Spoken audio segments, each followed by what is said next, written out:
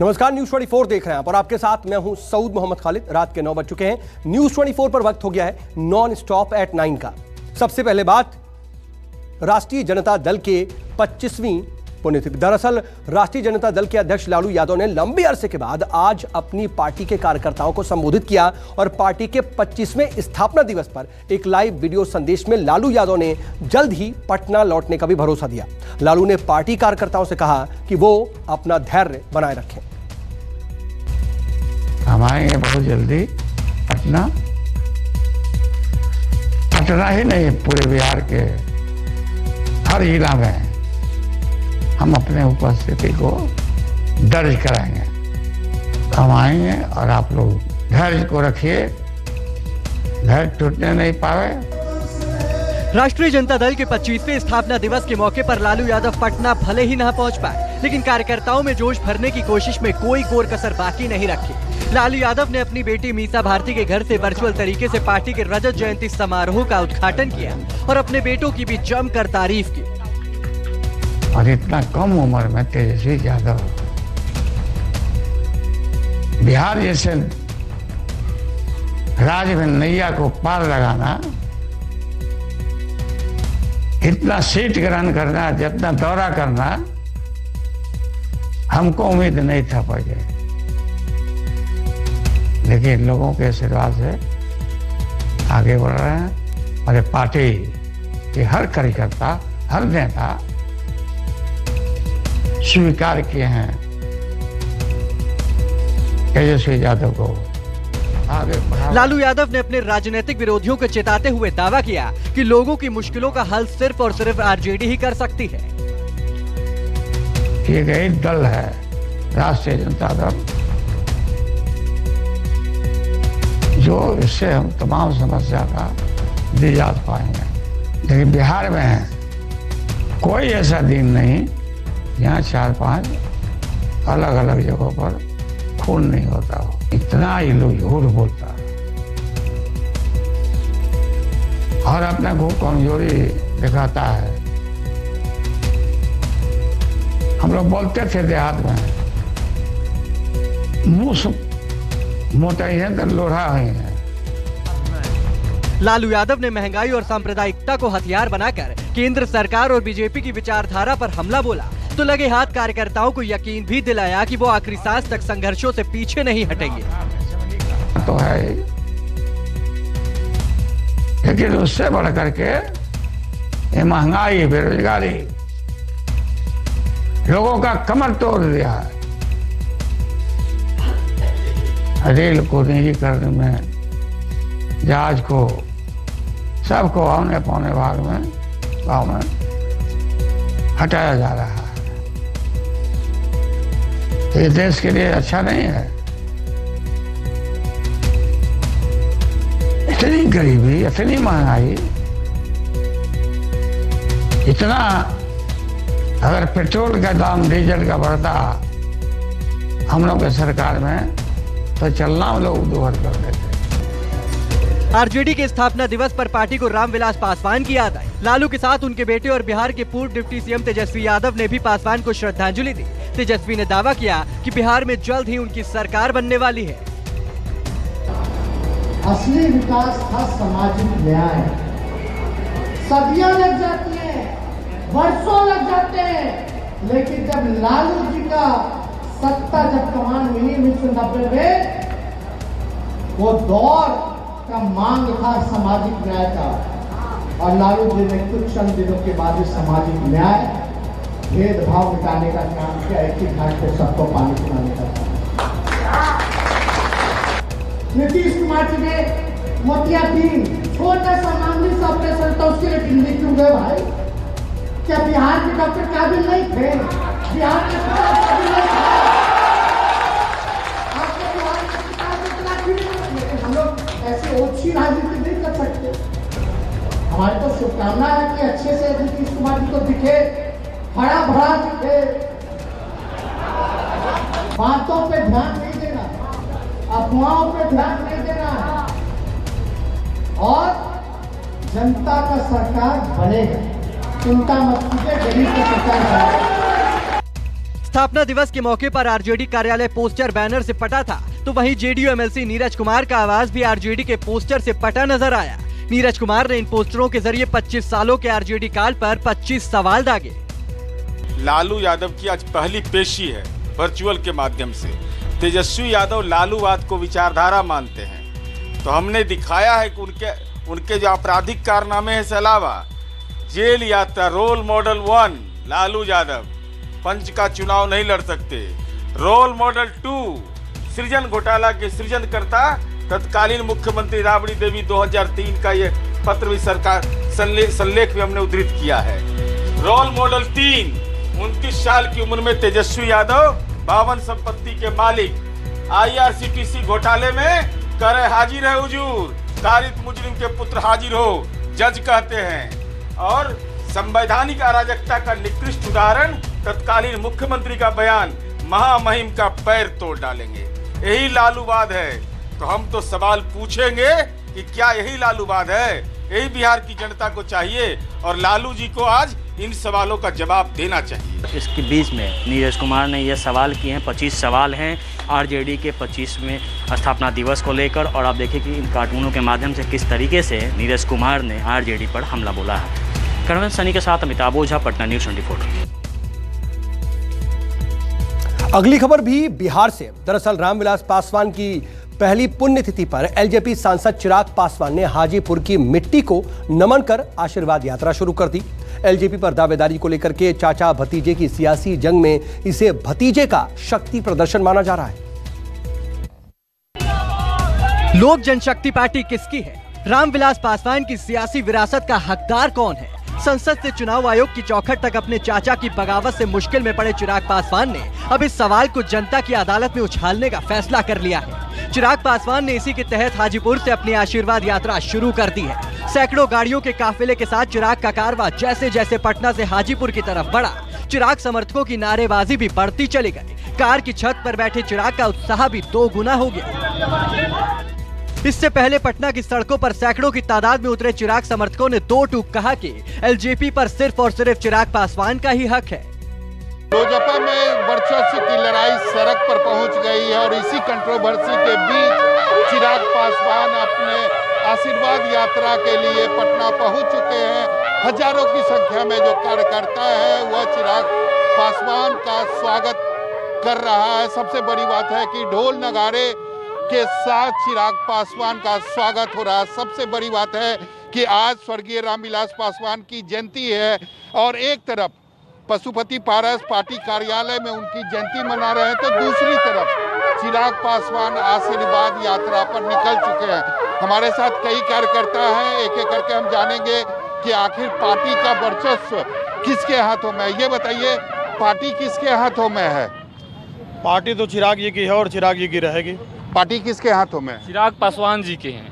पारस जी के हाथ में क्यों नहीं? वो तो दावा कर रहे हैं कि उनके हाथ में है। ऐसा नहीं है, पारस जी के हाथ में नहीं है पार्टी। जनता जिसके हाथ में उसके हाथ में पार्टी है। तो जनता किसके साथ है? चिराग पासवान के साथ है। और चिराग पासवान उस व्यक्ति के बेटे हैं जो ने पूरे बिहार और पूरे देश को सींचने का काम किया है। और पारस जी वो व्यक्ति हैं कि जो कि राजधानी को छोड़ के कभी गए ही नहीं। और सत्ता के लालच में जो लोग रहेंगे, सत्ता के लालच वाले लोग कभी ऊपर नहीं उठ सकते हैं। पटना पहुंचने पर चिराग पासवान का जोरदार स्वागत हुआ। पटना एयरपोर्ट पर सैकड़ों की तादाद में मौजूद पार्टी कार्यकर्ताओं ने ढोल नगाड़े के साथ चिराग का स्वागत किया। पटना की तमाम सड़कें चिराग पासवान के स्वागत वाली पोस्टर बैनर से पटी दिखी। अगर इस तरीके से डॉक्टर बाबा साहब भीमराव अम्बेडकर की प्रतिमा पर माल्यार्पण करने से भी रोक अगर राज्य की सरकार लगाएगी तो इससे बड़ा दलित विरोधी चेहरा और किसी का क्या दिख सकता है। आप बाबा साहब पर माल्यार्पण आप नहीं करने देंगे, आप हम लोग को उनको इज्जत देने नहीं देंगे, तो दर्शाता है कि आपसे बड़ी दलित विरोधी सोच किसकी होगी। सड़कों पर जो समर्थन है उसको देकर ये समर्थन जो आप देख रहे हैं, मतलब जहां तक आपके कैमरे जाएं वहां तक लोग हैं, ये अपने में दर्शाता है कि जनता आज की तारीख में किसके साथ है। आशीर्वाद यात्रा के लिए पटना पहुंचते ही चिराग पासवान का सामना प्रशासनिक अड़चनों से होने लगा। पटना एयरपोर्ट से निकलते ही चिराग का पहला कार्यक्रम हाईकोर्ट के पास स्थित अंबेडकर प्रतिमा पर माल्यार्पण करना था, लेकिन हजारों समर्थकों से घिरे चिराग जैसे ही यहां पहुंचे, यहां गेट पर ताला लगा मिला। चिराग नाराज हो उठे और वहीं पर धरने पर बैठ गए। समर्थक भी हंगामा करने लगे। चिराग जी ये बताइए क्यों, क्या लगता है क्यों परमिशन नहीं दी? देखिए, मेरी समझ के परे कि क्यों कहीं पर भी जाकर माल्यार्पण करना, मैं कोई बहुत ज्यादा उसके साथ नहीं, अकेले आ रहा था मैं माल्यार्पण करने।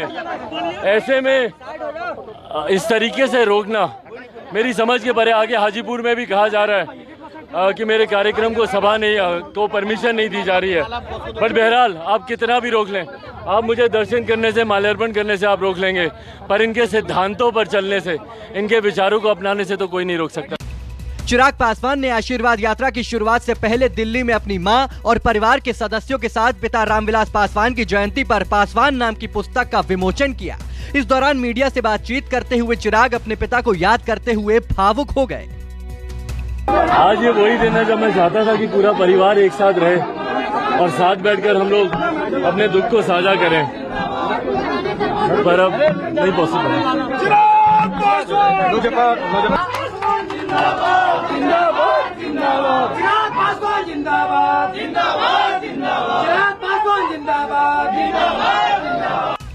चिराग का दावा है कि आशीर्वाद यात्रा शक्ति प्रदर्शन का हिस्सा नहीं है, लेकिन चाचा भतीजे की जंग में जीत किसकी होगी ये इस यात्रा में जुटने वाली भीड़ ही तय करेगी। और चिराग के लिए ये सबसे बड़ा इम्तिहान है। हाजीपुर से अभिषेक के साथ सौरभ कुमार, पटना, News 24।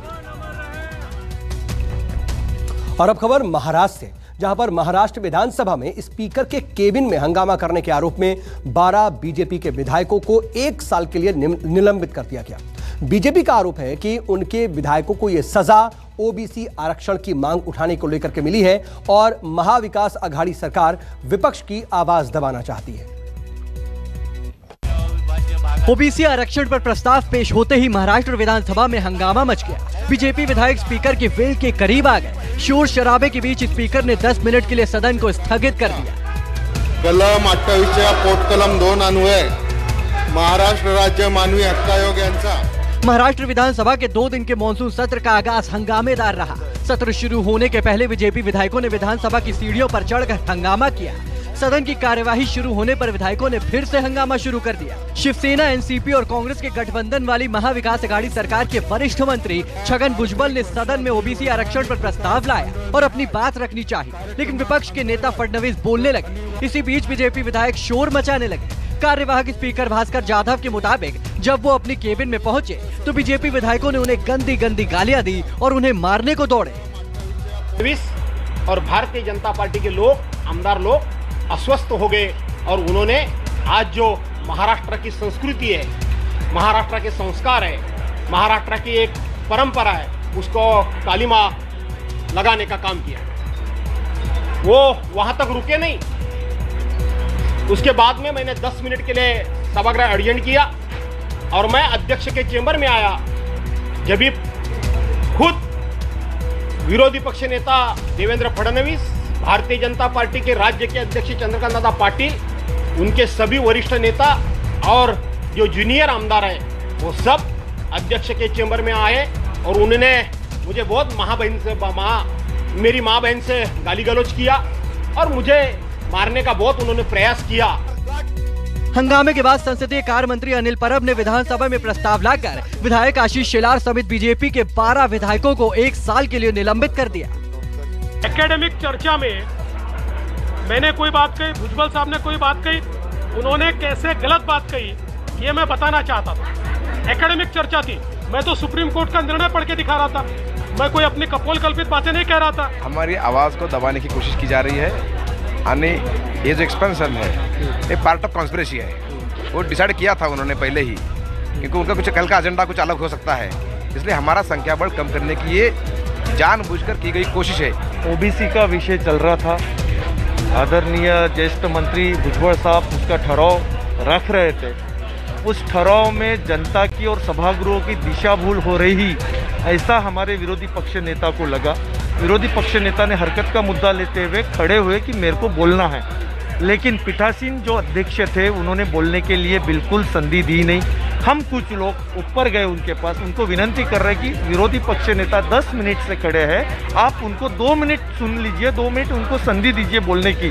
लेकिन वो सुनने के लिए बिल्कुल तैयार नहीं थे। महाराष्ट्र में ओबीसी की तादाद बहुत बड़ी है, लेकिन सुप्रीम कोर्ट की ओर से निर्धारित जाति आधारित आरक्षणों में 50% की सीमा लगाने से इनका राजनीतिक आरक्षण खतरे में पड़ गया। महाराष्ट्र सरकार ने इसी सीमा को हटाने के लिए विधानसभा में प्रस्ताव पारित कर केंद्र से संविधान में संशोधन करने की अपील की है। हालांकि बीजेपी का कहना है कि ओबीसी आरक्षण की मांग उठाने के कारण ही उनके विधायकों को निलंबित किया गया है। जाहिर है कि सबसे बड़ी पार्टी होते हुए भी सत्ता से दूर रहने को मजबूर होने वाली बीजेपी इस मुद्दे को हाथ से नहीं जाने देना चाहते। विनोद जगदाले, मुंबई, न्यूज़ 24। और इधर उत्तर प्रदेश में समाजवादी पार्टी की सरकार के दौरान अखिलेश यादव के dream project Gomti river front में हुए घोटाले की जांच कर रही सीबीआई ने आज देश के 42 अलग अलग ठिकानों पर एक साथ छापेमारी की। इनमें यूपी के तमाम जिलों के अलावा राजस्थान और पश्चिम बंगाल में भी छापेमारी की गई। अखिलेश यादव सरकार का dream project Gomti river front आरोपों के घेरे में है। आरोप है कि इस प्रोजेक्ट में करीब 1500 करोड़ रुपए का घोटाला हुआ है। साल 2017 में सत्ता संभालते ही सीएम योगी आदित्यनाथ ने इसकी न्यायिक जांच के आदेश दिए थे और दिसंबर 2017 से सीबीआई इस मामले में एफआईआर दर्ज करके जांच कर रही है और अब सीबीआई ने नई एफआईआर दर्ज कर एक्शन भी शुरू कर दिया है। सीबीआई ने यूपी के 13 जिलों के 42 जगहों पर छापेमारी की है। आरोप है कि गोमती रिवर फ्रंट के काम के लिए तत्कालीन समाजवादी पार्टी की सरकार ने कुल 1513 करोड़ रुपए का बजट रखा था। इसमें से 1437 करोड़ रुपए खर्च करने के बाद भी काम महज 60% ही हो पाया। आरोप यह भी है कि 90% धन खर्च करने के बाद भी काम 60% इसलिए हो पाया क्योंकि नौकरशाहों ने, इंजीनियर्स और काम करने वाली फर्मों ने जमकर धन की बंदरबाट की। गोमती रिवर फ्रंट के निर्माण कार्य से जुड़े इंजीनियर्स पर कई गंभीर आरोप हैं। इंजीनियर्स पर दागी कंपनियों को काम देने, विदेशों से महंगा सामान खरीदने, निर्माण कार्य में घोटाला करने और वित्तीय लेन देन में अनियमितता जैसे कई आरोप हैं। जांच में सामने आया है कि डिफॉल्टर कंपनी को ठेका देने के लिए टेंडर की शर्तों में बदलाव किया गया। पूरे प्रोजेक्ट में करीब 800 टेंडर निकाले गए थे, जिसका अधिकार चीफ इंजीनियर को दे दिया गया था। बीते 4 सालों से गोमती रिवर फ्रंट घोटाले की जांच कर रही सीबीआई के हाथ इस दौरान कई और अहम सबूत हाथ लगे। इसके बाद सीबीआई ने एक नई एफआईआर दर्ज कर उत्तर प्रदेश समेत देश के 3 अलग अलग राज्यों के 42 ठिकानों पर एक साथ छापेमारी की और कुछ नए सबूत और दस्तावेज भी जमा किए। इनमें तत्कालीन आरोपी इंजीनियर्स, काम करने वाली फर्म और कुछ बड़े नौकरशाहों के कार्यालय और आवास भी शामिल हैं। इस मामले में कुल 190 लोगों को आरोपी बनाया गया है, जिनमें इंजीनियर समेत 16 सरकारी अधिकारी और बाकी अलग अलग फर्मों से जुड़े लोग शामिल हैं। इनमें से कई समाजवादी पार्टी से नाता रखने वाले कारोबारी भी शामिल हैं। बहरहाल, चुनावी तैयारियों के बीच सीबीआई की रेड ने एक बार फिर यूपी में माहौल गर्म कर दिया है। मानस श्रीवास्तव, लखनऊ, न्यूज़ 24। चलिए रुकेंगे यहाँ पर एक बहुत छोटे से ब्रेक के लिए। आप बने रहिए न्यूज़ 24 के साथ।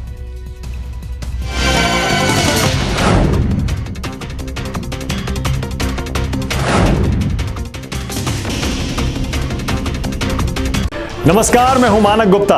अगर आपको हमारा ये वीडियो पसंद आया हो तो इसे लाइक और शेयर जरूर करें और हाँ, हमें सब्सक्राइब और फॉलो करना ना भूलें ताकि आप देश और दुनिया की कोई खबर मिस ना करें।